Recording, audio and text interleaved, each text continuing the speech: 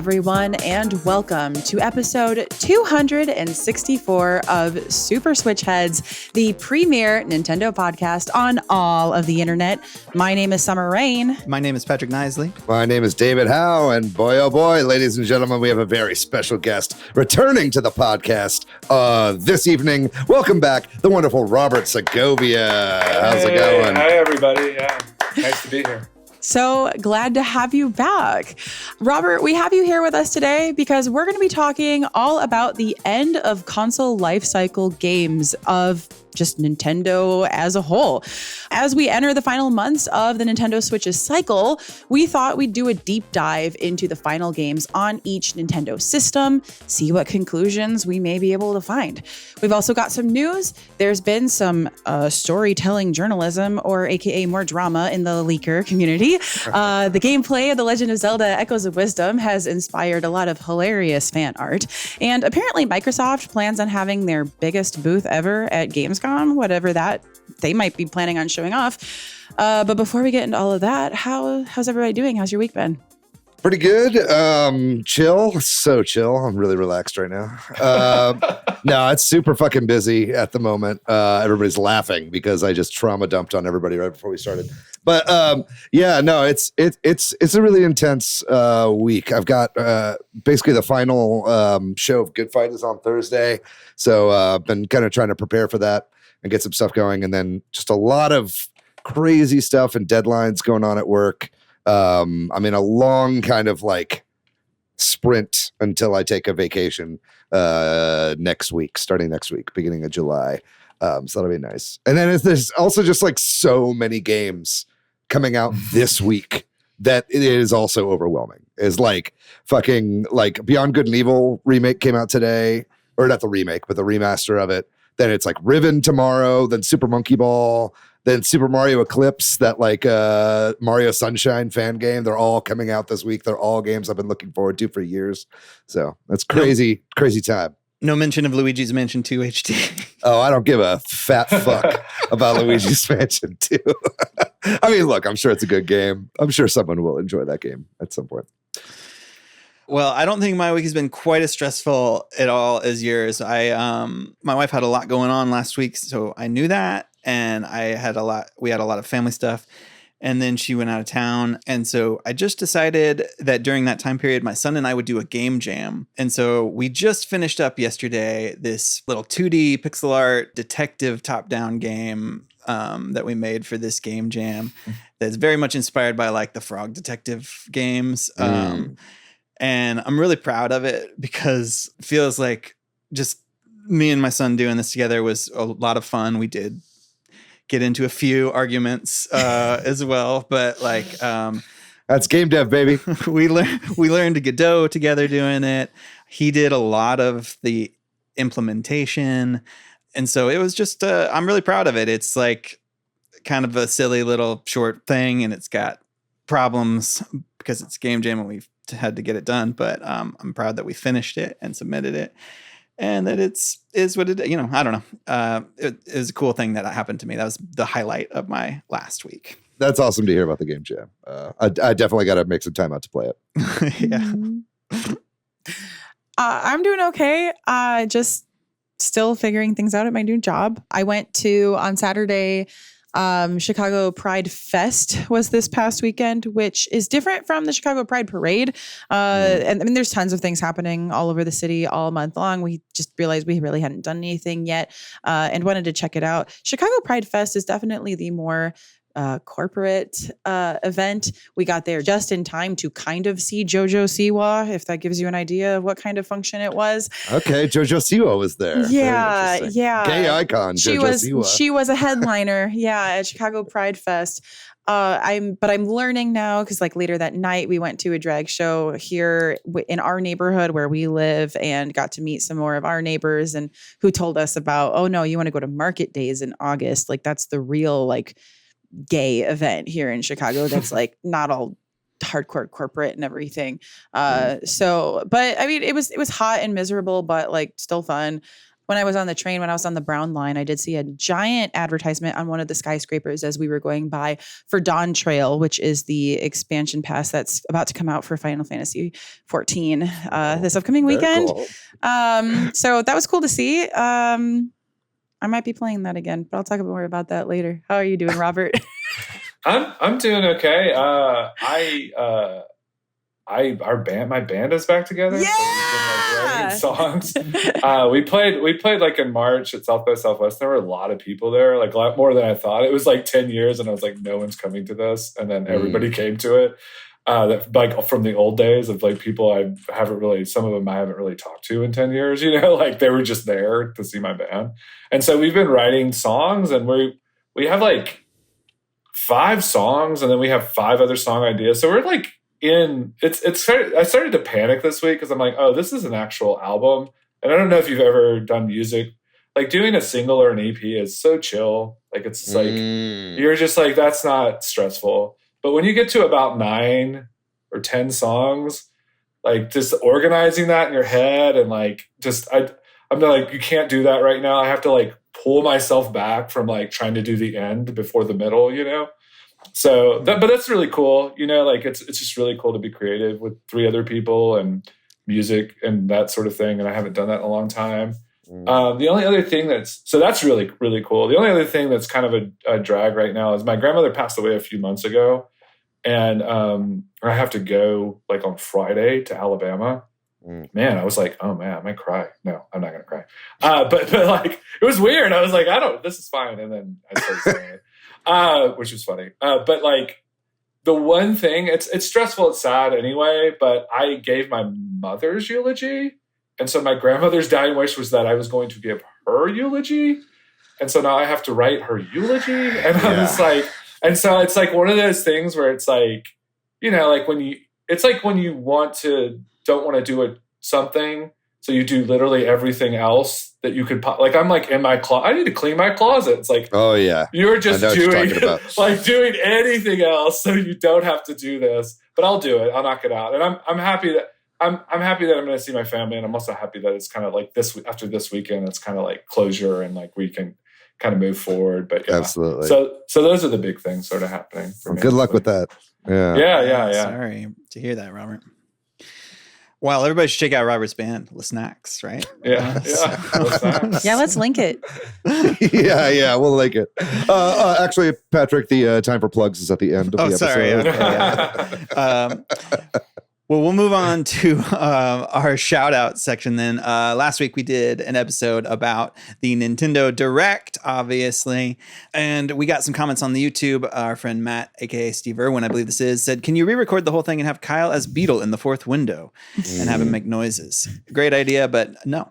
I was going to say, yeah. Oh, yes. I've actually been looking for a little bit more editing work. So yeah, that's what I thought. Like, I thought you didn't want more work, but okay. Dylan Musk said, great breakdown, y'all. And we got a comment from SRF 1031 who said, after hearing some fans being down previously because of remaster, it was a real treat to see Nintendo come out with several new games. And they went on to talk about, in particular, the obvious big ones, but Marvel versus Capcom collection being a big thing for them and being a sort of a surprise for them. So grade A for the Direct from them. Over in the Discord, we had a great conversation about the Direct, but wanted to shout out Weast, that's how I'm saying it, who joined our Discord and said that they have started listening to the podcast from episode 1 pretty recently, and they're already on episode 52. And in particular, they agree that's a year. That's 52 weeks. Yeah, that's crazy. They're making some comments about episodes that are like 4 years old now about console rankings and stuff too. I feel like probably 2 of my 3 previous episodes are probably in that 52. Yeah. At least a couple of them. Yeah, man, that's crazy. Well, I hope Weast enjoys the shout out in several months by the time they eventually catch up to this episode. To say, I don't know if they currently listen to the new ones or not. Right. Yeah, they don't even know that I've been born yet. We also got a really nice comment on Instagram from Molly Phoenix who said, you guys are the best. They're a housekeeper who started listening to the podcast a couple of weeks ago as well. So a new listener, and they're having a lot of fun listening to our predictions and staying caught up on the Nintendo news. So if you too want to be shouted out, then, send us a DM, leave a comment on Instagram, on Twitter, join the Discord on YouTube. Definitely head over to YouTube and hit like and subscribe. And we also have a Patreon, so you can support the show over on Patreon. We always appreciate that. All right, we're going to talk about the gaming news. First up, notable absence from this last Direct was Pyoro leaks in advance of it. Pyoro has been a leaker on Twitter, has had a lot of Nintendo Direct accurate leaks, right? I guess, help me out here with the exact details, but Jason Schreier, who notable game journalist, had contacted them and was doing a piece on sort of leaks and so on and so forth. And in particular, in this article that Jason Schreier published, it put out some information about Pyoro's source, which Pyoro then tweeted, "I didn't know they were going to talk about my source," and has shut down their Twitter account, right? Or it's gone private. Or it's gone, maybe not shut it down. They didn't go full Midori, but they have shut down the public from accessing their tweets at the moment. First of all, don't talk to Jason Schreier unless you want every single thing that you say to be published in an article, because that's kind of Jason Schreier's entire MO in the games press is exposing things. So that's rule number one. The article was kind of about how there were much less leaks this Nintendo Direct. It seems that Nintendo has kind of plugged some of the holes that they might have had. A lot of people have been thinking that some of it has to do with somebody who is able to access the back end of the Nintendo website, because a lot of the games that Pyoro leaked had websites pop up like immediately after the Direct, and all of the big Nintendo first-party games that were in this Direct, Pyoro didn't know about because the websites came out much later than they normally do. So that was kind of like where a lot of this started, and it seemed like Pyoro spoke a little bit too much and revealed that its source might be actually a Nintendo, an NCL, Nintendo Japan employee. So big oopsie. I think the bird might be cooked. I don't know what you guys think about that. I hope so. I know that's maybe a mean thing to say, but I hate it when leakers are too right too often. I think it takes the fun out of it. So it's nice to kind of see people come and go. Yeah. Jason Schreier is literally doing his job. Games journalism. Yeah. He's a member of the Fourth Estate. Yeah. I don't really know the rules on you can't give away your source, but can you give away the source of a source? I didn't go to journalism school, so I don't know. No, and then in replies too, Jason Schreier's like, I made it clear in my article that the source is the back end of the eShop. Yeah. It's all a little messy. And I think you're right, Patrick. I do think it's good that Pyoro, but it didn't get busted. It's not like everybody knows who Pyoro is. It's not like Pyoro's getting arrested or anything, right? But I think that this is good and healthy that Nintendo kind of seemingly has figured out where the hole was, right? And plugged it. Because now it's just going to be who can figure out the next part of the leaky ship. You know what I mean? And it's kind of like I don't hate leakers, but I do agree it was like every single Direct was getting completely spoiled, and so it's kind of nice to now be like, oh, okay, who's gonna kind of have the in next? And it's like a little meta game when it comes to Nintendo Directs and speculation and stuff like that maybe I'm just a little podcast pilled and I like to get into the speculation and all the knowing of everything, but yeah, I think it's kind of part of the fun of being a Nintendo fan these days. Definitely. Well, move on. Just a real quick note here that I don't know what this is, but I guess Smile Fest is a thing. If somebody knows and it's important, we can talk about it. But at this, I don't know anything about it. So I'll just say this: at this event, a couple of Nintendo statues, like toys for adults, were announced and shown off. I'd say figures. Yeah. Not toys. These are collectible figurines. Nindroids and Figma statues of Bulborb from Pikmin, of Kirby, and a couple of Zelda and Ganondorf figurines are all kind of out now, or not out now, I should say, but coming out, right? And shown off and that sort of thing. So Good Smile is a company that makes a lot of figures, like anime figures, video game figures, stuff like that. Nendoroids, I don't usually like that much. I feel like they're kind of like the anime Funko Pop in a way, because they just do like chibi versions of characters a lot. Shut your... Okay, I mean, they're certainly better than Funko Pops, but you know what I'm saying, where it's like they have a style that they kind of force all of the characters into. Yeah. When that's not the case is when the characters are already sort of chibi to begin with, and then they're just like realistic like depictions of them. Like one of the only Nendoroids that I actually own is a Klonoa one, because it just looks like Klonoa from the PlayStation game Klonoa, you know, because he's already got a big head and he's like, you know what I mean? And so like this Bulborb and like the Kirby ones, like they look pretty cool. You know, like the Shadow the Hedgehog one looks really good. But yeah, so they've got good stuff. I unfortunately don't have my Klonoa in the background of my video that is at my office right now. But I do like to splurge on some Good Smile figures every once in a while. Oh yeah, I get the emails. Yeah. Well, we'll move on to The Legend of Zelda Echoes of Wisdom, the new 2D Zelda game starring Zelda, is obviously a hit with the fans because fan art has been blowing up all over the place. I'm sure many listeners who, you know, frequent social media have seen some of these. They're getting shared around. Lots of creative fan art because of the mechanics of the game and because people I think are excited, Nintendo, to finally play as Zelda. So, you know, lots of pictures of Zelda with chairs and using them as attack weapons and stuff like that. I don't know. I'm sure y'all have all seen a lot of this, but it's just really fun. It's a fun time. Yeah, I've been posting almost every single one of these that I found in our bullshit channel on the Discord.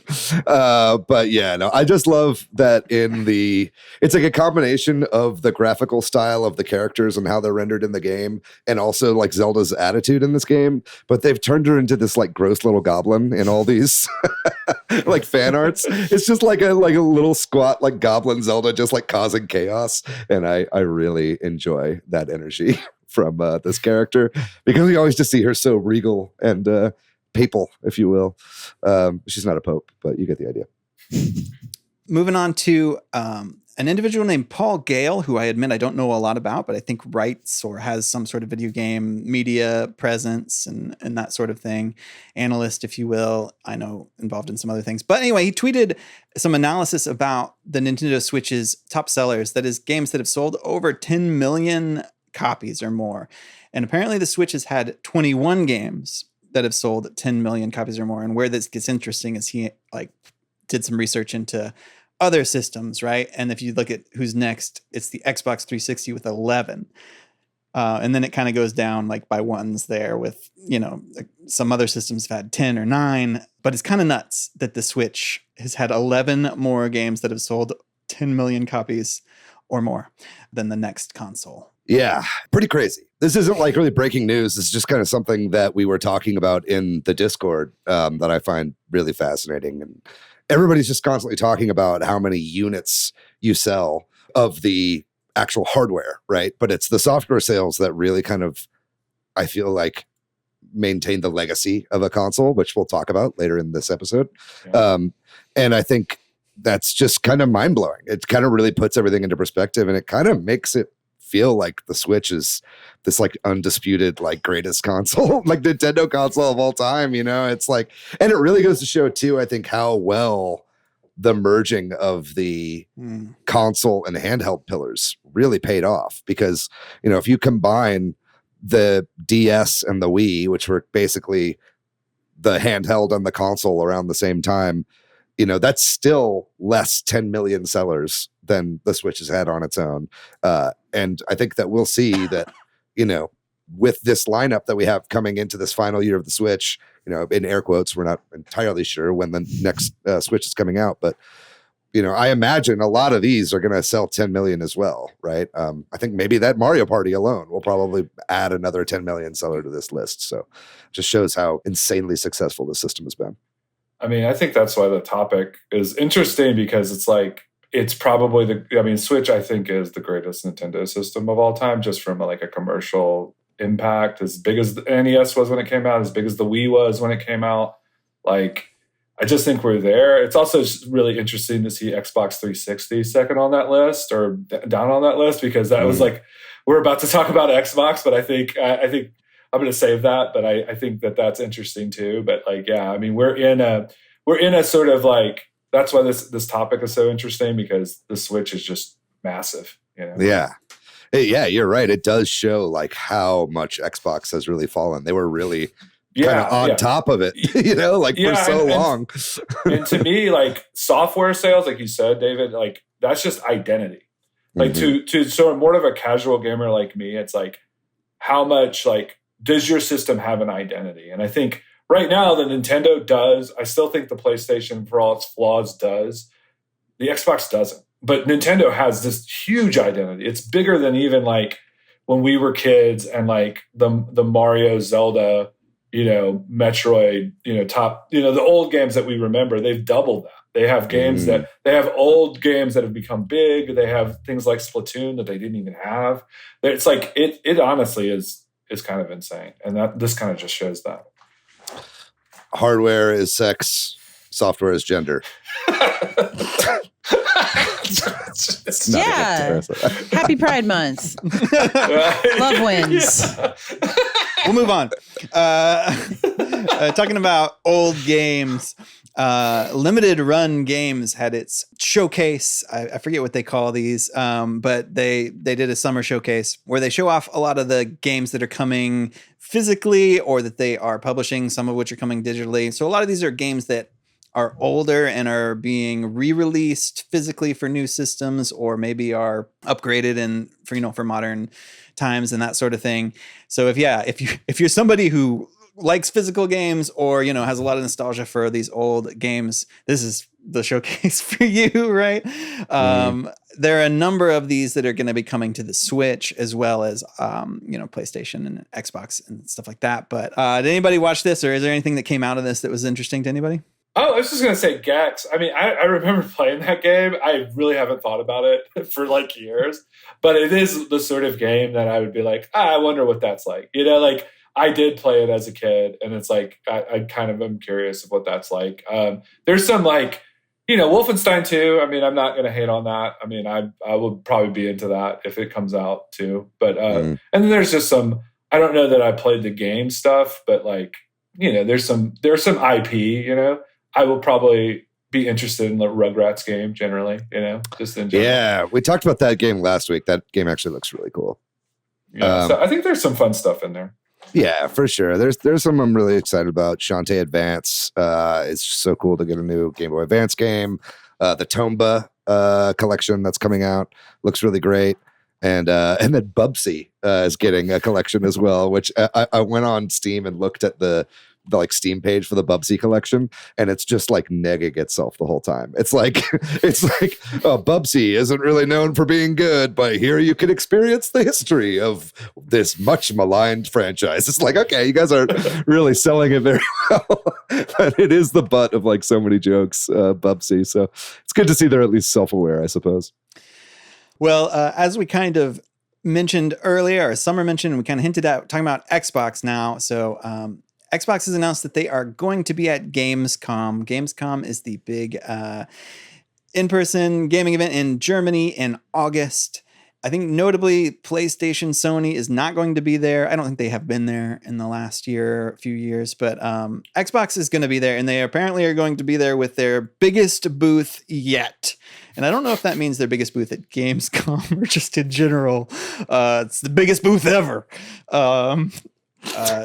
They've announced some of the games they're going to be there with. A lot of it is sort of live service games like Diablo 4 and World of Warcraft, a lot of like Blizzard and that kind of stuff. They've talked about some of the games they're going to be there with. Sounds like they're going really hard at this event. What do we make of this? Is this expected, unusual? Are they riding the high of this? I mean, I just am like, it just feels like there's a board meeting. Hey, we could keep these small developers, or we could just have the biggest games booth of all time. Who's with me? Get in the, They're building the booth with all the turned in ID cards of the employees that they fired. Yeah. Skulls. But I just think, like when I read this earlier, I was just like, they're flailing. I mean, I really did like the Xbox showcase. It was really like the best Xbox showcase I've seen in like a while, for sure. But like, it does feel like the man is overboard and they are just trying to grab whatever. And this just feels like that to me personally. It'll be their show floor. Nintendo's out, PlayStation's out. It's really just going to be Xbox there. So, I mean, I guess they're just taking the space that would have been used by Nintendo and PlayStation, maybe. But makes me think they got it at a premium. yeah, for sure. Nintendo has been sort of, I don't know what the word is here, quiet, or holding back sometimes on some of these newer announcements about who the developers are on some of these games. So like Donkey Kong Country Returns, the HD version that's coming out in January for the Switch. It's apparently being developed or has been developed by Forever Entertainment. I'll admit I don't know a lot about Forever Entertainment. They're a Polish company. They do a lot of ports. They do a lot of like remakes. Most recently, they've been doing the Front Mission remakes. But you'll maybe remember, Patrick, we did do a story a little bit ago just about how Forever Entertainment went into an agreement with Nintendo to work on. Do you remember that? And we were kind of trying to speculate what it could be. A lot of them ended up being the Front Mission games. But it seems like they're also doing some first-party Nintendo games as well. So this is kind of the first of those like Nintendo published, or maybe Nintendo published the Front Mission games, but them actually giving them Nintendo IP in order to do this. I mean, it is essentially just a port of the 3DS game upscaled is what it seems like. It's not like they're giving them a bunch of creative freedom or anything, right? This seems to be a pretty bare bones port. But it's just interesting to see that, Forever Entertainment posted this themselves on their own website. Otherwise, I don't think we would have known about this because Nintendo, like you said, tends to stay pretty tight-lipped about this kind of thing. Our last bit of news is related to Metroid Prime 4 Beyond. So I think a lot of people were speculating and continue to speculate that this game is going to come out, in cross generations, which we'll get into in a little bit, maybe in this main topic. But whether or not that happens, according to Digital Foundry, who does a lot of analysis and I don't know what the word is that I'm looking for, like technical expertise on this sort of thing. According to them, this gameplay that we've seen from Metroid Prime 4 is coming from the Switch, not like a Switch 2 or Super Switch console.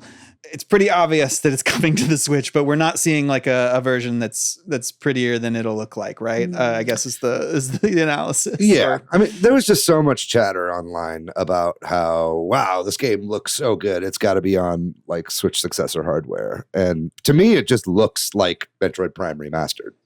Like it's not too dissimilar from what we saw from Retro on that game, right? Which is not to knock Metroid Prime 4. I thought Metroid Prime Remastered is pretty much the best looking game on the Switch. But yeah, I mean, they went in and they did like pixel counts and they looked at slowdown and they did all this different kind of stuff that Digital Foundry is known for. And and I mean, I think on Nintendo's own website and on the trailer, it says coming to Nintendo Switch. So we definitely know this is going to be this generation. I guess the question is just like, is it going to be one of those games that kind of straddles previous gen and next gen? What do you guys think about that? You would think. I mean, I would lean towards that, but I also am just like, it's not Zelda. It's not like if it doesn't come out on the new thing that again, casual gamers are going to care that much. I mean, Metroid's a big game, but it's not like to me, it's release date. Like if you actually get a release date, it's later in the year. It's definitely coming out on both. But if it's like kind of we get it sooner, then I think that it could not. You could just be like, we release it and we might update it in a couple, or at least not like immediately. Like you release it and then you're just like, okay, we'll give you the Switch 2 version in a year or two when we want to.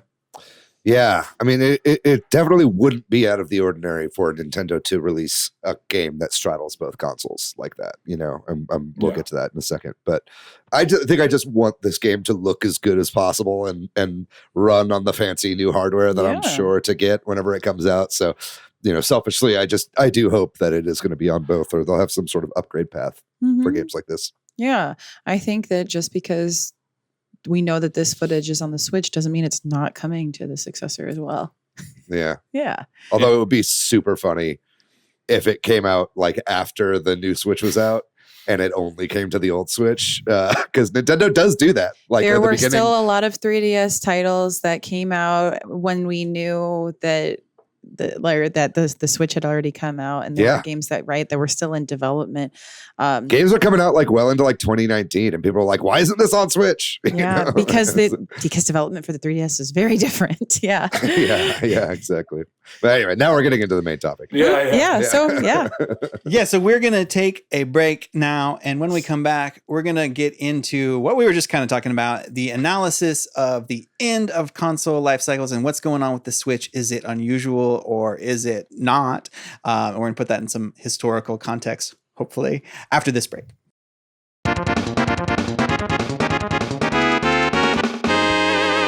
We are back, and this week we are talking about the end of console life cycles and what kind of games come out and the transition to a new console and that sort of weird period that we are in right now with the Switch. In particular, we're kind of talking about this because that Direct that just happened had a decent amount of new first-party games when everybody was kind of expecting it to be, a couple of remasters or a lot of third-party games. We got the new Legend of Zelda game. We got confirmation of Metroid Prime 4 coming out on the Switch. The new Super Mario Party, yada, yada. Point is, we don't know when the next console is coming, but we know that they're going to announce it sometime before March, presumably, based on what they've said. And so it seems like we're in the last year, if we're being generous, right? I think at the very least we can say we know a majority of what the games are going to be in the last year of the Switch. I mean, it's like, I feel like a lot of the ones that we have like listed here in the show notes, it's like Luigi's Mansion comes out later this month, and then everything else is kind of either later this year or TBA next year. But I doubt any of these are going past, Q4. Yeah, exactly. Right. Yeah. So it seems like we're going to probably within the next year have the next console, but yeah, it could be even later than that. We don't know. But the point is, this is more packed than people thought it would be, right? Which led us to wonder because there's been some talk about this is unusual for a console. And it led us to wonder, is it unusual for a console? Have there been other Nintendo consoles or, that have had really great last games? And I think in preparing for this show, I realized it's just really a messy question. It's messy because we talked about this in the news. The Switches, this is an unprecedented Nintendo success, right? So I think that makes it different. The way that console generations work now is different. Maybe all these games are going to be backwards compatible, so maybe they don't care. Maybe they're like, we're not going to slow down. I don't know. What do y'all big picture on this? What do y'all think? Is there any implications from? I'll say this. Or maybe jumping ahead a little bit. That's great. But I think it might be that this is not the final year of the Switch. And the only reason I say that is because there's always a fucking Kirby game that comes out right at the very end. So, like, for instance, like Kirby's Adventure, Dreamland 3, Return to Dreamland for the Wii. And I think it was Planet Robobot as well for the 3DS. Was like one of the kind of last 3DS games as well. I feel like Kirby's always like the harbinger of like the end of a console life cycle. And I'm like, where's our Kirby game? Because I like patterns. But did you had a point you were going to say, Summer? Yeah, I noticed a similar trend with.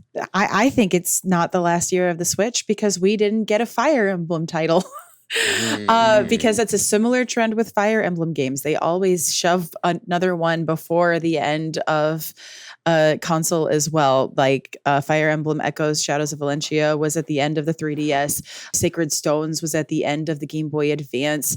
Radiant Dawn and Path of Radiance were both at the end of like the GameCube and the Wii. So, and I think, there was a similar trend with the NES and SNES titles. Mm-hmm. It's right there with Kirby. Exactly. We get those headliners. I have to, this is my thing. Okay?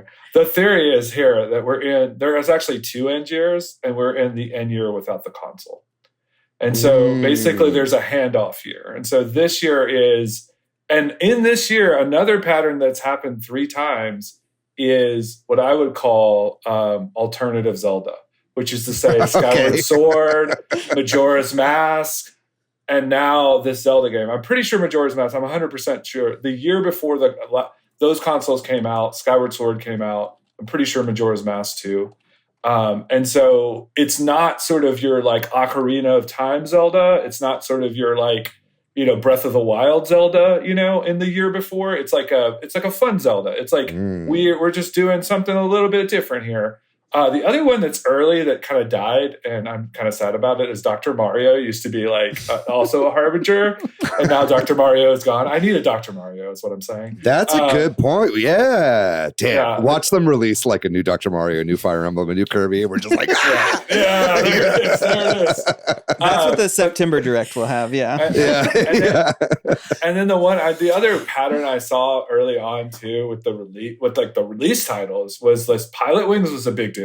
It was like it's in like maybe the first 3 systems like launch titles, and there are not a lot of launch titles. It's like a Mario, another a Fox, and then Pilot Wings is like the third sort of. So what RIP Pilot Wings is all I have to say. First of all, yes, RIP Pilot Wings. In fact, let's just talk about that for the rest of this episode. This is now a Pilot Wings episode. Pilot Wings for the Super Nintendo was like a tech demo, essentially, right? It was like showing off the Mode 7 graphics. It was showing off like the capabilities of like the faux 3D of the system and all that kind of stuff. And then they did the same thing for N64. And then I think it failed so miserably on the 3DS as a launch title that I think that essentially killed the franchise, sadly. But I would love to see the Nintendo Switch 2 VR launch with a Pilot Wings game. That'd be pretty great. But just to do in kind of chronological, it's just like the weird thing about the NES to Super Nintendo launch is just that they didn't know how to do it. You can really tell. Like it launched into Japan a year before it launched in North America, and that never happens again. Like they're like months apart maybe, or a couple of days, or they're worldwide after this. And like so the NES has like a really weird end of life because like that top 10 that you guys shared with me, it really sort of like 4 years of just like, there's 1 year where it's released in Japan, and there's another pre-year, and there's another year with the release, and it's so popular that it gets 2 or 3 more. It's just like a really slow death for the NES. Yeah, I think we've talked about this, but sort of like you said, this was a new thing. So it wasn't just that Nintendo didn't know how to do it. People weren't ready for it, right? Like your consumers were like, well, I'm not going to buy another thing, right? Like so Nintendo had to convince people of that. But yeah, like we put together, obviously, like you said, things have changed. There's now worldwide releases. There aren't as many exclusive regional games, at least big ones, right? But like when you look at the last 5 Nintendo published in North America games on the NES, they're all well after the Super Nintendo came out in North America. I think that's the only one like that, right? Maybe the Game Boy would be, or I don't know, but like maybe not actually. But yeah, and a big difference too is you see like that used to be the time when you would just make a movie and you make a video game, like 100%. And those are like the last time, like Aladdin and Lion King, or like the sort of. And I've played the top 3. I've played all 3 of those games. You played the NES versions. Yeah, I definitely played the NES version of Jungle Book, like 100%. Yeah. It was like Jungle Book, Lion King, and Aladdin. Yeah. Lion King I might not have, but the 2 and 3 I definitely played the NES version. Lion King may have been that, but on a different system. I just played it on a different system. That's what you notice too about. I kind of group like the NES and the N64 and the Super Nintendo and like the cartridge era, and also like the era of Nintendo Good Feelings, like.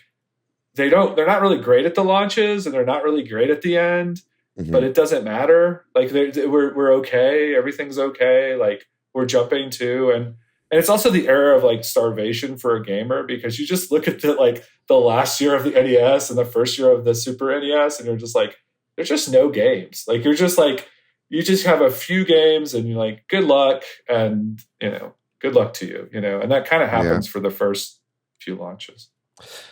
Yeah. I think it is interesting looking at the list of the last 10 games that were released for the NES, because, obviously a lot of them are, third-party games. You talked about those Disney games. There's also Mario's Time Machine, which is like an e-learning game, Adventure Island 4, some soccer games and stuff like this, right? But a lot of it was on both systems, and I find that fascinating that they were doing that even then. I think a lot of the first party Nintendo stuff that was published, we have in order from beginning to later. It was like Kirby's Adventure was May 93, Tetris 2, September 93.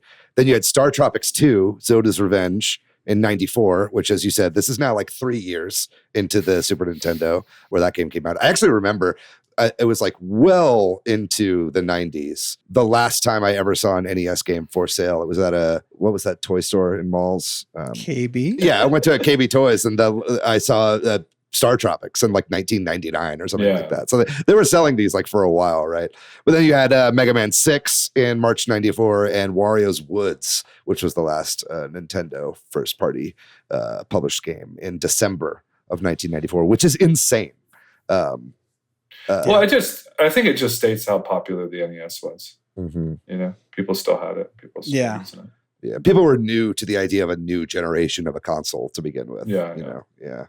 We see that a little bit in the next one, which is the Super Nintendo going into the N64. Because at least again, I'm looking at North America dates because this is still like different times, but around the world. But the N64 came out in 1996 in the end of September. And we still had, of course, Kirby's Dream Land 3 come out in a year after that, like over a year after that for the Super Nintendo. And similarly, just a few months after it, the other big Nintendo game was Donkey Kong Country 3 came out for the Super Nintendo, like several months after the N64 was already out.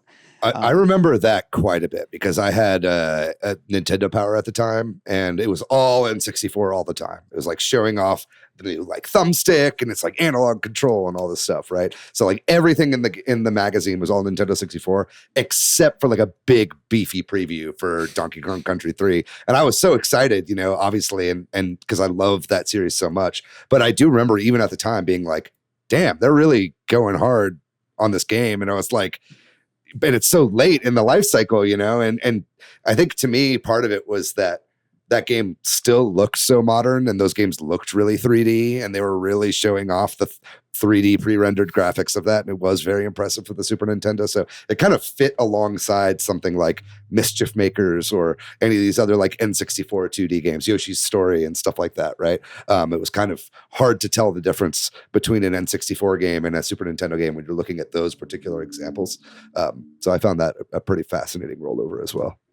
It's tricky because those came out so close and they're, I guess, pretty well regarded games, right? Donkey Kong Country 3, Kirby's Dream Land 3.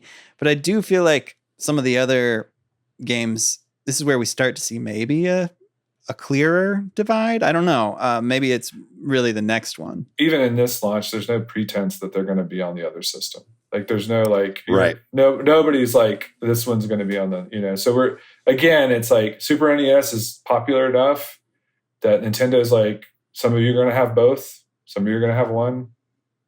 Good job. Yeah. That's a good point. You can't do like those Disney crossover ports like between N64 and Super Nintendo, right? Well, I just think that these are succeeding, and also there isn't. We're going to see a little later that there's some like turn out the lights, kick everyone out, like get out of here, systems. Yeah.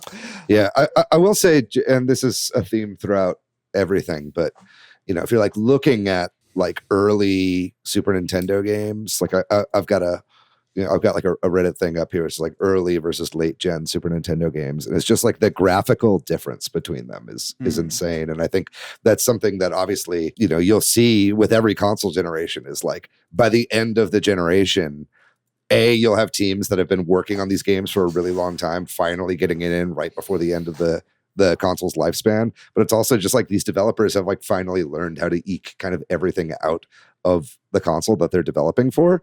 And I think that that's a lot different these days because everything is sort of based off of like basically like PC architecture, or back in the day, like you would really see a lot of the real showcases for the system come out like right before the very end, or like you're saying, straddling that line when the next system is already out.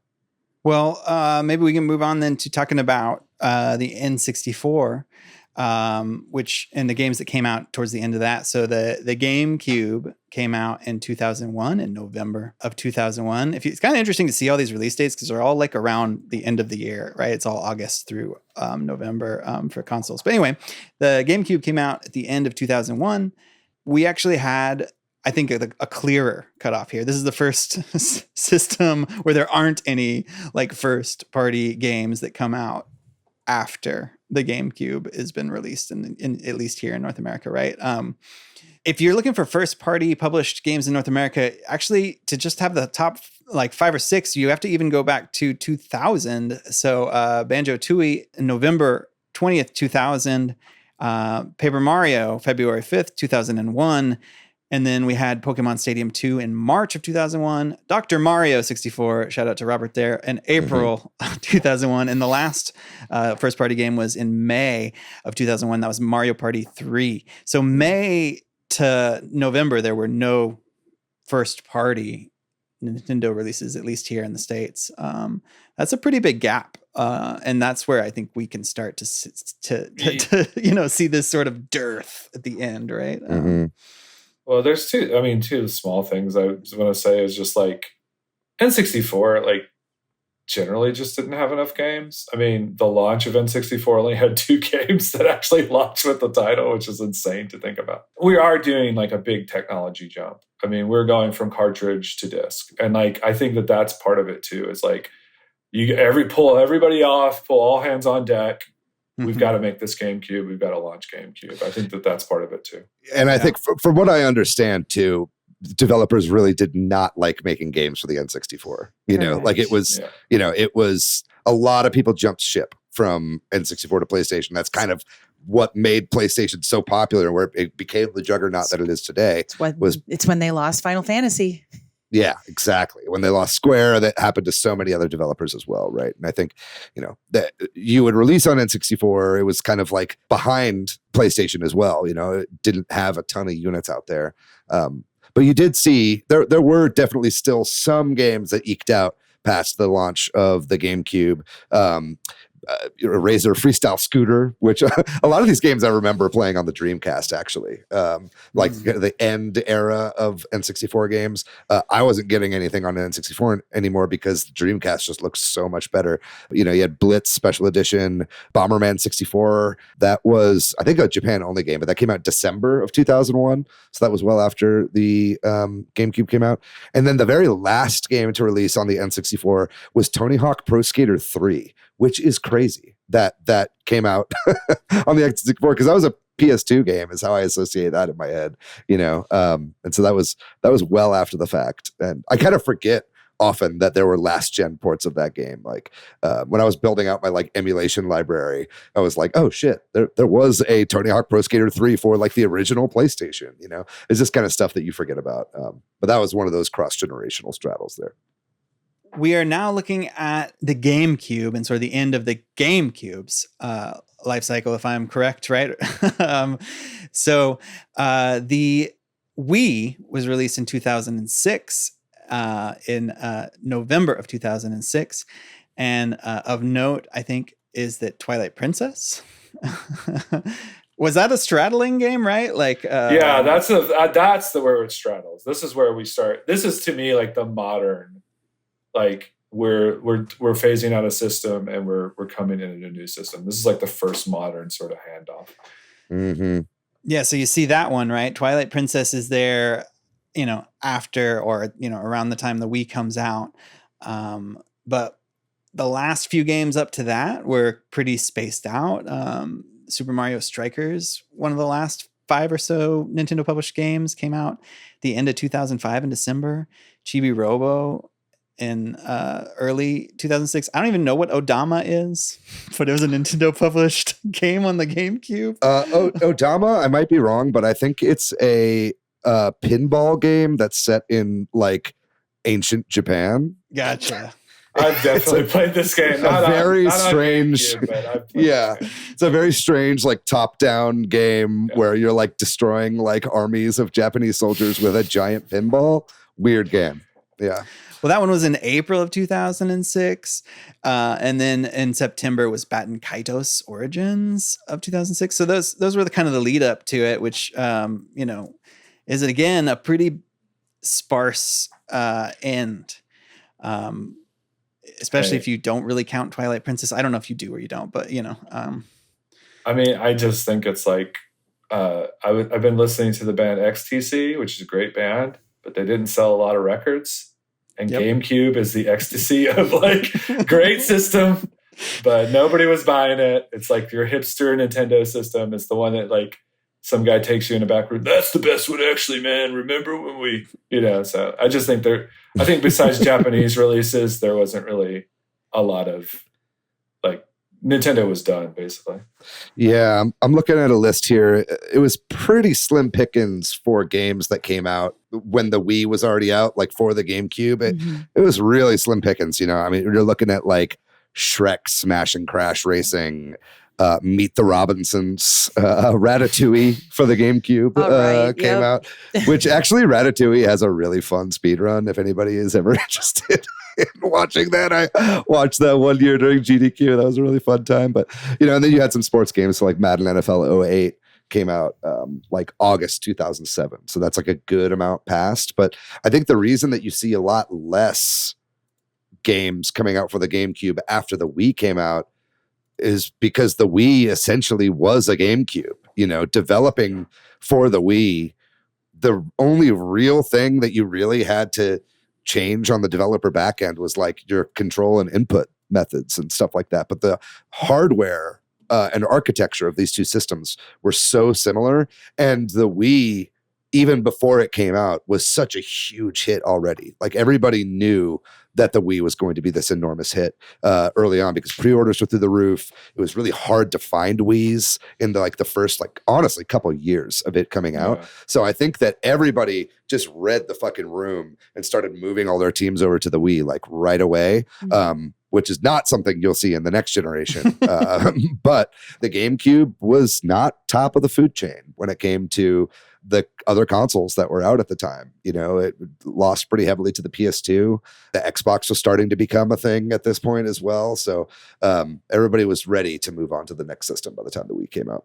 And Wii Sports, man. Everybody was playing Wii Sports, right? Yeah, that's the only game anybody played for years. Like you said, I think that just added that it was so successful. Everybody's playing Wii Sports. Everybody's getting a Wii, wants one. Mm-hmm. Yeah. I mean, every game with a sword was amazing on the Wii. I mean, I looked at the launch of the Wii. Again, this is I think the Wii is a modern, lots of launch titles. We get a lot to choose from because like David said, people are moving over. And I was like, I had a bunch of these games at launch. I bought a bunch of these games, so I think the other thing I would say too is just if we go back in time to the NES, the lineup that David just said was the same lineup as the NES, but that was 4 years after the NES the Super NES had launched, and this is months after the Wii's launch.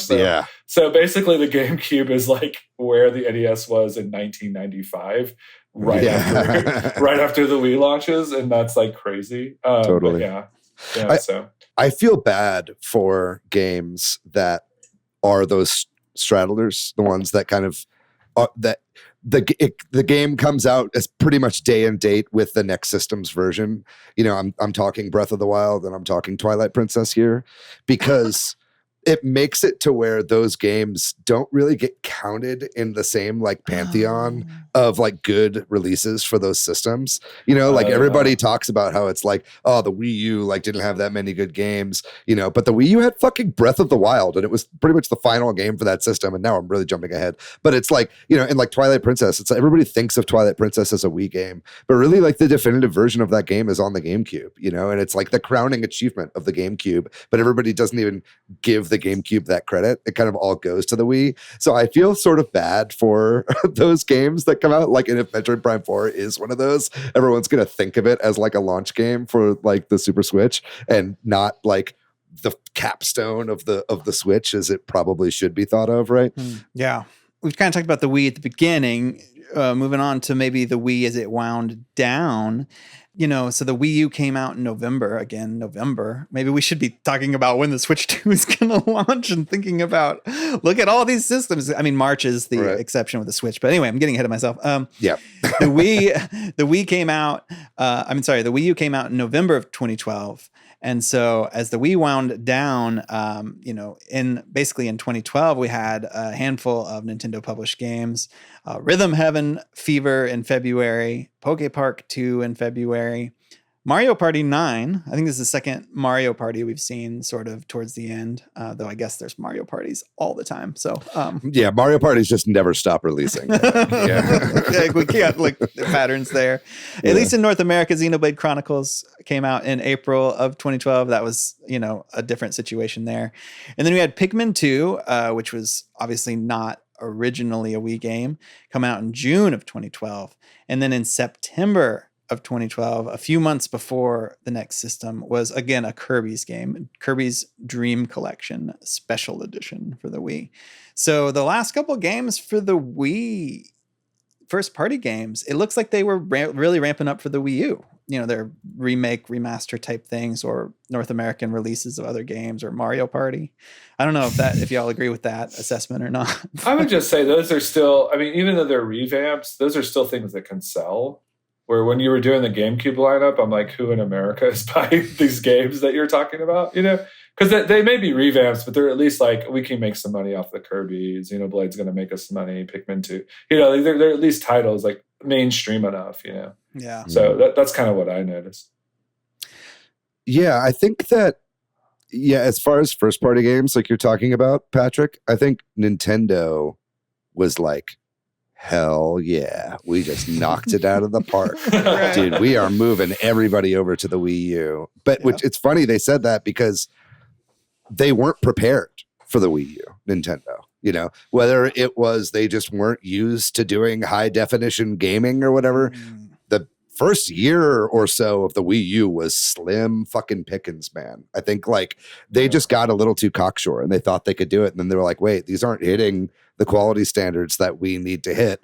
And then they ended up delaying a lot of these games. They started coming out further and further into the lifespan of the Wii U, which is part of the reason why the Wii U died. The Wii U had a lot of reasons why it was not doing very well, but I do think that's one of them, right? But then so you're talking first party games. That's what I think was happening there. But third party games, you start to look at the list of games that released in North America, after November 2012, because it was November 2012. Is that when the Wii U released? That's right. Yeah. It's like 100 games at least. There's so fucking many games were releasing. The last Wii game released in 2019. I thought it was 2020, or I guess it's 2019 because it's Just Dance 2020. So they released it 6 months before 2020. Yeah, they had to have the right roster for the Just Dance teams for the next season of Just Dance. They had to keep up to date. But yeah, the last 4 games for the Wii are Just Dance 2017, 18, 19, and 2020. They were releasing shit for the Wii well into the Wii U's lifespan because I think third parties were like, Wii U is not working, dude. But everybody still has these Wiis lying around. So they started doing all these ports and a lot of shovelware, as you see, throughout the entirety of the Wii's lifespan. But a lot of that came in towards the end. As we move into the Wii U era, like you said, it was a little light, obviously, at first. And then, I don't know, do we think the Wii U got a bad rap overall? Probably, right? But it didn't do well. And I like the GameCube. I love the Wii U. It was a great system. Again, I think this is the third pivot point in Nintendo history. We're right on it, right? But if you think about the NES, when they released the Super NES, they released 5 games. It wasn't a great launch for the Super NES either. It took a little while for the Super NES, but they didn't have any competition, so except for Genesis, so they could kind of do that. I think that they tried to launch the Wii U sort of similarly to the way they launched the Super NES, and then you have PlayStation, you have Microsoft, and that doesn't work. Yeah. So I do think it does get a bad rap, but it's also just again, like David said, I don't think the developers were ready to develop for it either. And as you look at the last few first party games for the Wii U. I think, we have to mention Breath of the Wild, like we've talked about, was the straddling game. So we obviously we talked about whether you should count these or not, and it's unfair to the old system because it was the Wii U game. But before that, which obviously came out day and date with the Switch, the last release was in October of 2016. First party game, that is, for the Wii U. So you have October 7th until March 3rd without a first party game for the Wii U. That's a pretty big gap. And even before that, kind of between, that was Paper Mario Color Splash that came out in October of 2016. And before that, there were a couple games that came out in June. That's a pretty dead end of the console for first games. Didn't they also just shut the Wii U down the next year? Isn't 2017, or is it a couple years? No, the Wii U shut down more recently. It was recently. I mean, if you look at third-party games, it's like there's a lot that released after the Switch came out, but that's because at this point we're really in the era of digital distribution for games. Like that started a little bit with the Wii, with the WiiWare and stuff like that, but it really kicked into gear with like the 3DS and the Wii U, right? So you're getting a lot of indies that can't afford the Switch eShop putting their games on the Wii U. We actually met a couple people in 2020, Patrick, whenever we were walking around PAX South. Well, I wanted to do an episode with them, but it's way too late at this point. But, there were indies that were still putting out games on the Wii U in 2020 because, the licensing fees were like so much less like on that platform than it was for the Switch, right? But yeah, first party games in the final like year of the Wii U, if you want to count that as 2016, was like Pocket Tournament in March. Star Fox Zero came out in April 2016. Mini Mario and Friends Amiibo Challenge, everybody's favorite Wii U game, came out also in April 2016. Then Tokyo Mirage Sessions, Sharp FE Encore. Actually, not Encore, just Sharp FE. That's right. Encore was the Switch version. Encore's the Switch. Excuse me. And then like you said, Mario and Sonic at the Rio Olympic Games. So it was just like a dire time all around. I think we have it so good now, and we're so used to games coming out like, if not every month, then like every other month. But that was not the case in the Wii U era. It'd be like it was looking a lot more like PS5 cadence of releases on the Wii U back in the day. And so I think this is another thing. This is also the shortest lifespan of a system. Yeah. It's weird hearing Pokken Tournament being in the end of the lifespan, because in my mind it came out in the towards the beginning or middle, but that's because of how short its lifespan was. Yeah. Like that's probably one of the games I spent the most time on the Wii U playing, which says a lot about both the games that came out for the Wii U and how long it lasted. Yeah. The Wii U's lifespan was just a little over 4 years, which is very, very short for Nintendo standards. I think the Wii's lifespan, it goes a little bit longer, but it's like you've got about 6 years, It's usually at least 5. Yeah, that's the normal. Right. At least you get at least 5 years. And I think the Wii U's lifespan feels shorter because of how much of a drought there was between those first person games on it. Mm-hmm. What do you guys want at the end of a life cycle? Because we're kind of to like, that's the Switch is going to be a whole other question, but like we've gotten all these consoles. It's like, what do you want? Show me the Fire Emblem. Yeah. Someone's got a one-track mind. But but no, I mean, that's a good question because we haven't really talked about handhelds at all here, and I think that this would have been a lot longer of an episode if we had included all those. But I think that we touched on it a little bit earlier, is that frustration of like Samus Returns coming out for 3DS but not Switch, and all these even like Wii ports that were coming out for the 3DS, like Kirby's Epic Yarn coming out for the 3DS well after the Switch was already out. Like that stuff was a little frustrating, right? So I think like I get a little frustrated when I have the new system and the old games don't work on it when there are new games coming out for the last system. You know what I mean? I find that to be a little frustrating. Now, if the system is backwards compatible, that's a non-issue. You know, that's super awesome. And at that point, yeah, keep supporting the Switch, you know, especially if it's like cheaper for these developers to do so. It makes sense. You know, there's 150 million fucking Switches out there, or however many it is.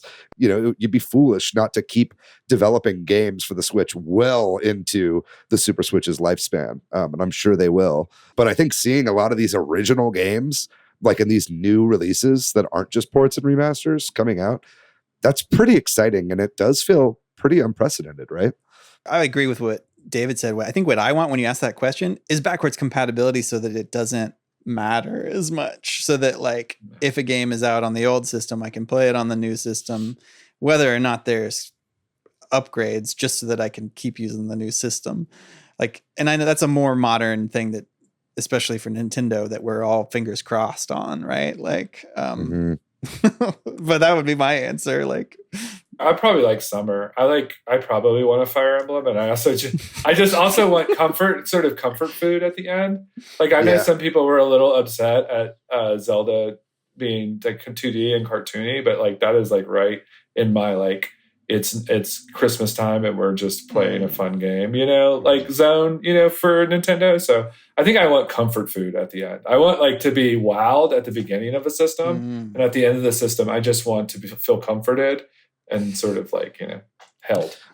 I think you guys might get the Fire Emblem game that you so desire this year still, you know, in this final year of the Switch. Because I mean, if you want to talk about what we know for this final year of the Switch right now, it's Luigi's Mansion 2 this month, then Nintendo World Championships in July. Nothing for August right now, first party publishing wise. We got Echoes of Wisdom in September, Mario Jamboree in October, and then we don't know anything for November and December of this year, right? So I do think that we will be getting a September Direct, and I don't think this is the end of announcements for the Switch.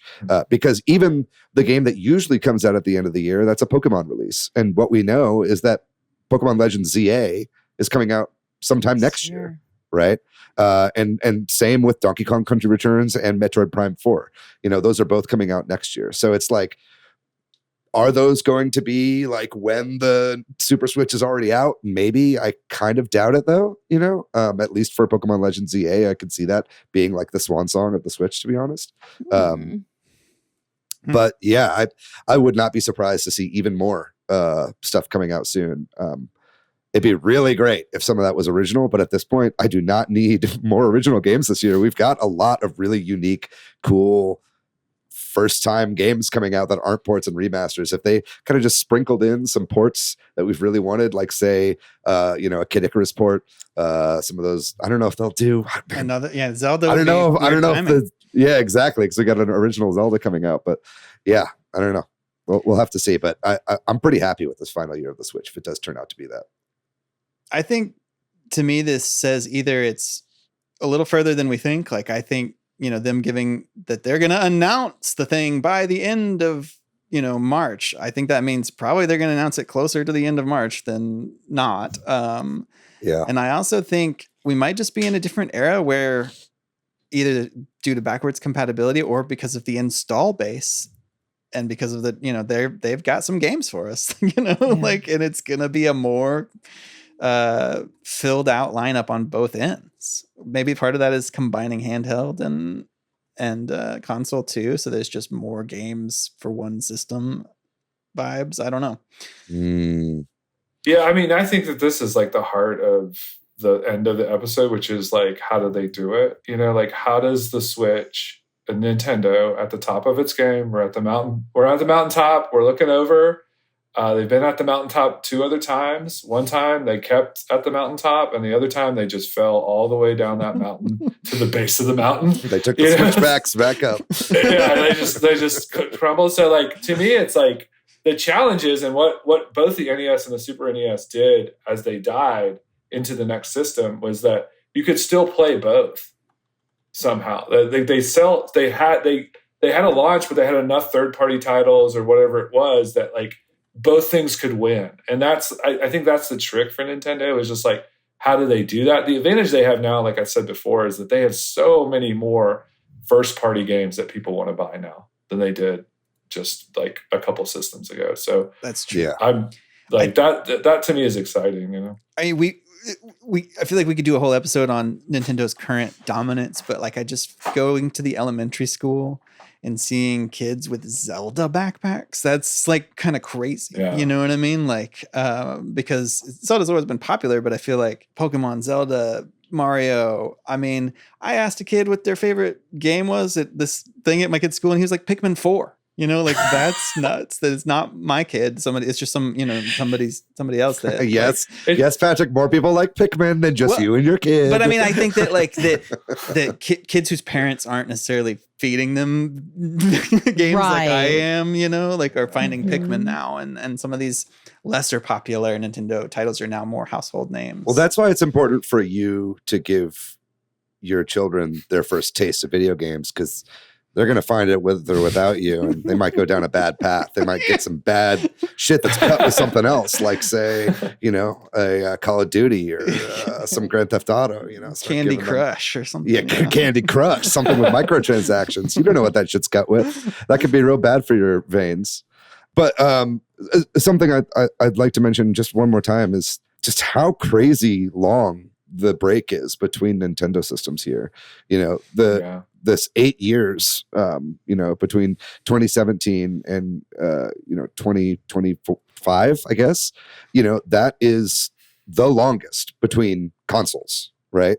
Now, I do think you have to bring in the combining of the handheld and console pillars into that allows you to have a little bit more time in between systems, because you've got kind of both teams that would be making handheld games versus console games. And I think this is something I saw somebody else say, but there's a lot of stuff if you want to look at these games that are coming out that feel like handheld games for the Switch coming out, right?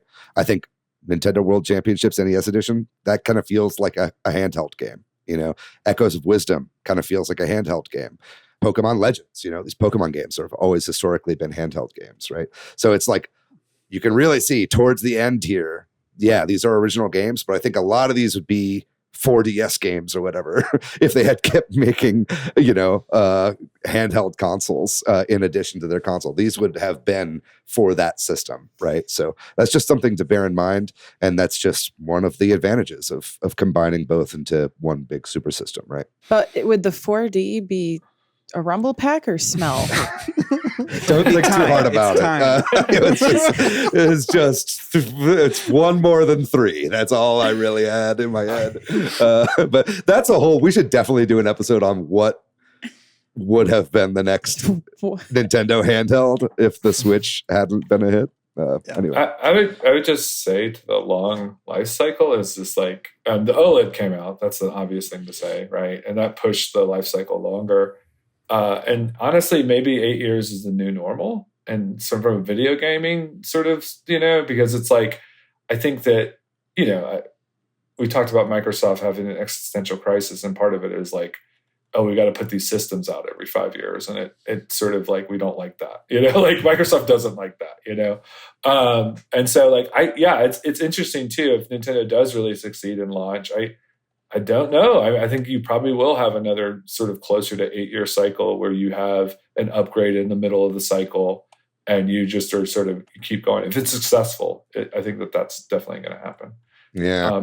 And the other thing I would say, the little other small thing I would say is like, we live in a great time. Like I think Patrick was saying earlier, when we were like, we had no games, you know, like on, you know, on previous systems, it's like, we're going to have plenty, like we've said, we're going to have plenty of games. So I think that trend is over, where we sort of had, you know, in the past, we sort of had just a desert on both sides, like the desert at the end and the desert at launch, you know, it's like, we're just going to have plenty to play on Nintendo, which is cool.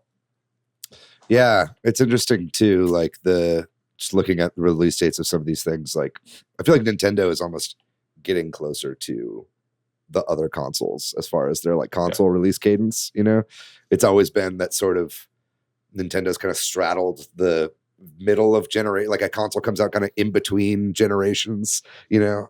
I wonder if, you know, them kind of having these longer life cycles for their systems eventually will kind of sync back up with the new Xbox and PlayStation, kind of like when you're listening to music and the windshield wiper like goes out of sync and then it syncs back up.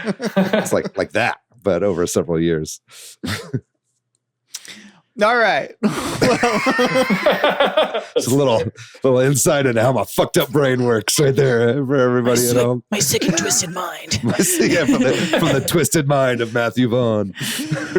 Well, I think that wraps up generally our conversation here on sort of the end of a console's life cycle and the games that come out and that sort of thing. If you're out there listening and you've got any thoughts on, the end of the console for the Switch or any of the past ones, or your favorite games that came out around that time, we'd love to hear from you, and we'll try to shout you out next time. So send us a note.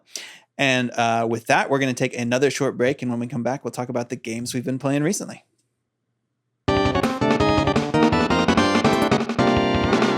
I was not on the episode last week, but at the last episode, by the way, how do we do, Patrick? Oh, y'all are great. Okay without you. Y'all are wonderful. I thought Jordan, of Seg. Oh, anyway, do we want to talk about that? Please give Jordan a compliment. Jordan did really great with Segs, but it was fun to hear him saying the stuff between the things. It's like for me at least. Oh man. Anyway. As I said on the last time I was on the show, I was super close to rolling credits on Paper Mario: The Thousand Year Door, and we did the next day. We beat it, so I really enjoyed Paper Mario: The Thousand Year Door. There's even the ending was really great. I don't think this is a spoiler, but they do this sort of where everybody is after, which I love when shows or games end and do that well, you know what I mean? And that was fun. I just it was just a good ending to that game.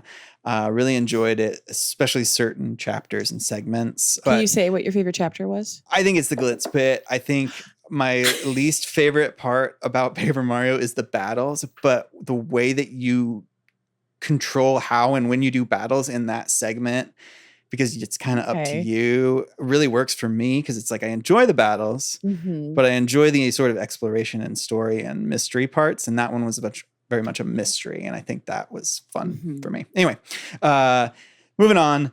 Been playing some Minecraft since then. My kid bought a Minecraft add-on mod, whatever you want to call it, from the official Minecraft store of Avatar, the last Airbender Avatar. And he's been really enjoying playing that and forced me to play that with him a little bit, which anytime he's like, can we play the Minecraft Avatar? I'm like, can we just play regular Minecraft? Because it's not as fun for me, but but he really likes it because he's really into Avatar and Korra and all that. So it's all right. It's really well done add-on. They've got all the characters and it's fun to see them, but that's so you just hate Avatar. No, I like Avatar a lot. It's just Patrick hates blue people. No, not that. This is the last Airbender. Avatar: The Last Airbender. I watched that show. Yeah. But Patrick still hates blue people. Oh yeah, regardless. Anyway, hates Arlo. And then this past week we've been doing the game jam, so I've really not been playing as many games. I've really just been making and playing the game we made for that game jam, but otherwise it's really been Minecraft. So that's what I've been playing.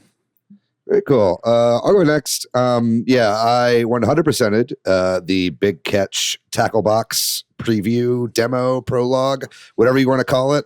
I won't go too much into it because I've talked about it a lot over the past couple weeks, but I will say, this is potentially my game of the year. It is up there in top 3 or top 5 at least of my favorite games I've played this year. And it is a free prologue that's released on Steam. But I played it for 11 and a half hours, completing everything. And it was very satisfying to finally finish that. I really loved it. I cannot wait for the next game, for the full game, which is coming out sometime next year. And then last night, I actually streamed another game. So I was super Big Catch pilled right now, and I was looking up other things that this developer has done. And I think a game that they had put out that was kind of a meme game in 2017, it kind of made the rounds on YouTube, was Yo Noid 2 Enter the Void, which is a a fan-made sequel to the original Yo-Noid for the NES, which was about the Noid, which was the mascot for Domino's for a while in the 1980s. And so this game was kind of made to be like an N64 era 3D platformer, but it was made in 2017, just kind of like sort of as this like kind of lost media, but it's sort of just like a meme game. The game itself is really good, and you see a lot of the big catch in this Yo-Noid 2, it has the same kind of wall running. It has kind of the parkour elements. It's got the swinging from your yo-yo is like the casting of your fishing line and stuff like that. So it just really shows that this game, which was like a game they made in a month for a game jam for Way Forward, this Yo-Noid game, really informed these developers what they were going to be spending their time on for the next 5 or 6 years or whatever, right? So really impressed to have played that, especially after having played The Big Catch. A couple others I'll go through real quick. I picked up Slime Son finally. That's a game that I've been eyeing for a really long time. It was a really early Switch release, but it's by the people who made Demon Turf, which I loved that game, and I just never played Slime Son. It's like a 2D platformer, kind of in a similar vein, but it's very difficult, but it's really fun. Been really enjoying it. It gives me a lot of Meat Boy vibes. I will say this is like a Slime of the Year edition or a Super Slime edition. I don't know what they fucking call it, but it's with all the DLC and all the add-ons. So whenever you play a game that you kind of missed out on early and you play it at the end of its life, it's almost overwhelming with all the like extra shit that they pack into it. It's like, oh, I'm seeing the timer and all the bonus pickups and all this shit, that if I just played the vanilla game when it came out, it'd probably be a lot less overwhelming, but I am really enjoying that quite a bit. So I like that game a lot. And then lastly, I've been playing a couple NSO games. I did play a little bit of Zelda Four Swords with Jay the other day. We did not get very far because the majority of the time that we were playing, we just had no idea what the fuck we were doing because we like missed the tutorial area or whatever, and we like weren't able to figure it out.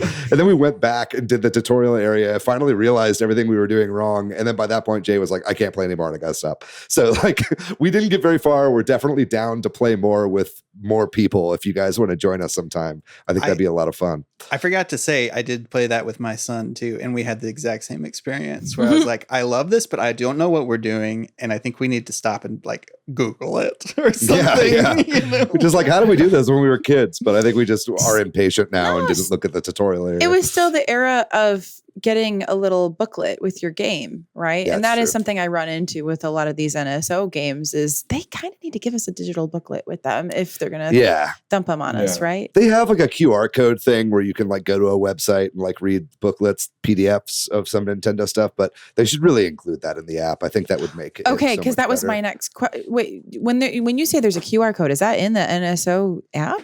It is, at least for the NES and the Super NES. To get those, okay. Yeah, they had like a portal where you could like read these like scans of the stuff, but I think they stopped doing it for the newer systems, and it's just dumb. They should just include them. I mean, I understand it would bloat up the software on the Switch, but I don't know. I think it's definitely I have like 2 bytes, like yeah, exactly. And then lastly, I'll just say I've been playing a little bit of Perfect Dark as well, and that game is fucking fantastic. And it's kind of my first time actually really playing it in earnest. I've played like little bits of it here and there. As far as controls are concerned, it's very playable. There's like a shit ton of control settings within the game. So if you like pick one of the certain ones, I think it's 1.4, and then you go into the system settings of the Switch and swap the left and right sticks and make it to where ZR acts as A, then it really plays just like a modern twin stick shooter, and feels very good to play. You still want to play with like auto aim because the aiming reticle is like, not super fluid, but overall I was really happy with how it played. If you do a little bit of tweaking on the back end of the Switch console, but if you've been playing GoldenEye on your Switch, you probably already have that controller profile saved somewhere on your system, right? But yeah, that's what I've been playing. Cool. I'm in chapter 5 of Paper Mario Thousand Year Door, still just kind of slow dripping that game. I am still getting through Fire Emblem Birthright. It has shifted into my train game. But the thing that's like more notable that I want to talk about, I talked about it at the top of the episode. Some friends that I have a D&D campaign with, we had to put the campaign on pause. Those of us that are still able to meet were like, well, what could we still play together? And that game ended up being Final Fantasy XIV because one of us is a mentor and the rest of us are noobs. So it was my Sunday afternoon was a lot of us running around and asking what to do and not paying attention to tutorials. And then our friend who was a mentor saying, no, this is what you need to do. Come follow me. And wow, what a nice way to play this game. If you have somebody that can guide you through playing it, especially that first chunk of it, that's what I always tell people is, I never got through A Realm Reborn. That's what I'm struggling with. And I know that once you get past that, like that's when the game really picks up. And I'm really looking forward to that. But even now, like just screwing around like with friends online is so fun. And I'm just like also riding the hype train of the new expansion that's about to come out, Dawn Trail, because it's like the quote unquote beach episode. So like I understand without it being any spoilers that there was like this big calamity and we just saved the world and blah, blah, blah. And now we're getting a chapter that's kind of like, oh, but what if we got to hang out and do fun things at the beach? And I just think that that's nice that they're doing that as part of the game and just continuing it on because Lord knows that the fans love it. Yeah, so I'm back on that Baldur's Gate Isle on the Dark Isle. We're here. We're in the city. I kind of stopped playing Baldur's Gate 3 when I got to the city because in every Baldur's Gate game, the city is just another game. It's just like you play the rest of the game to get to the city. And once you get to the city, you really do need to take like a break, walk around, whatever. So I'm in the city. Everybody's talking. There's so much going on. I'm loving it. I'm also playing a little bit of Baldur's Gate 2, which is very funny because I'm very powerful in Baldur's Gate 3. And in Baldur's Gate 1, I'm playing it. I can't even beat like bandits. Like I can't do anything. I'm just like, Yeah. I just can't. I'm just not powerless. I'm like a godlike figure in Baldur's Gate 3, and like just 2 bandits are going to get me in Baldur's Gate 1. And it's pretty fun, but yeah, just enjoying that. I've been playing The Last of Us 2. Finally, I did I played Last of Us 1 a long time ago, and I finally did a playthrough. I'm sort of, past the prologue, but they're kind of in the Pacific Northwest now where they're supposed to be, for people who know that story. It's such a great game, and I've never played it. Monica really likes to watch me play it, so that's an extra added bonus. She's always like, "Oh, aren't you playing that?" If I'm playing anything else, she's like, "Why aren't you playing Last of Us 2?" Come on, man.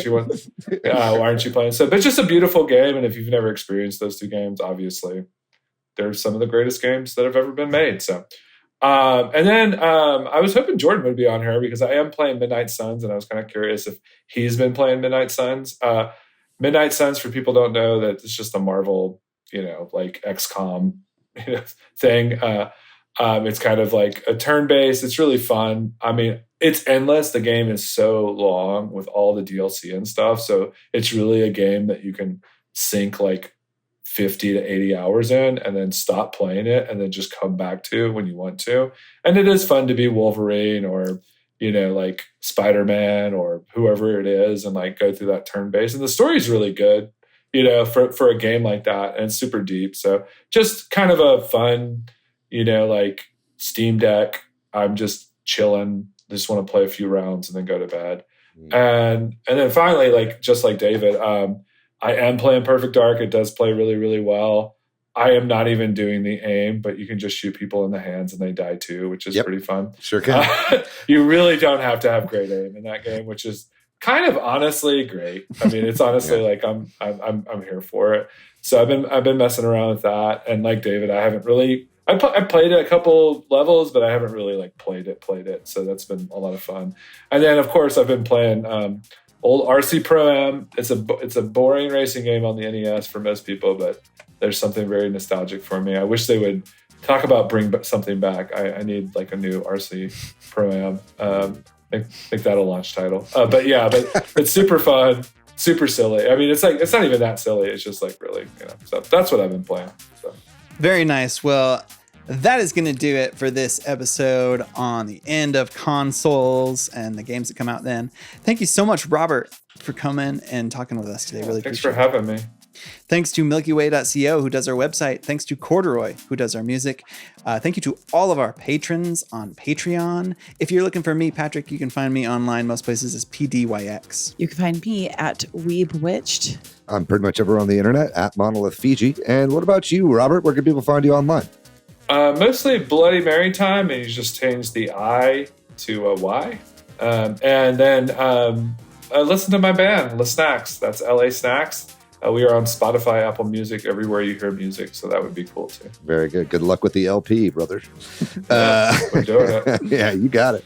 If you'd like to find our show on social media, we're at Switch Headz on Twitter, at Super Switch Headz on Instagram, Facebook, and TikTok. We got a website, switchheadz.com, and then we have a Patreon. We'd love it if you could chuck in a buck over there. We also have a Discord and a Facebook group. We'll have links to all three of those in the description of this episode. Whether you're watching on YouTube or listening to us on Apple, Spotify, or any of the other podcasting platforms, we'd really appreciate it if you'd shoot us a like and subscribe, along with rating our podcast and telling some friends about the show, just so we can grow and reach more people and make more Switch Heads all around the world. We need one in every country. That's what we're looking for. American Samoa, we're coming for you. I don't know. We might have listeners there. Anyway, that's going to do it for this episode. What a great time. We're going to be back next week with an awesome episode with a wonderful guest. I can't wait for you guys to hear that one. But in the meantime, gang, you know the drill. Stay safe out there. Be kind to yourself. Be kind to one another. Why don't you become the end of a life cycle of a system and put out a Kirby game and see what happens to your legacy? What am I talking about? Don't touch that dial. Love you very much. See you next week. Bye-bye.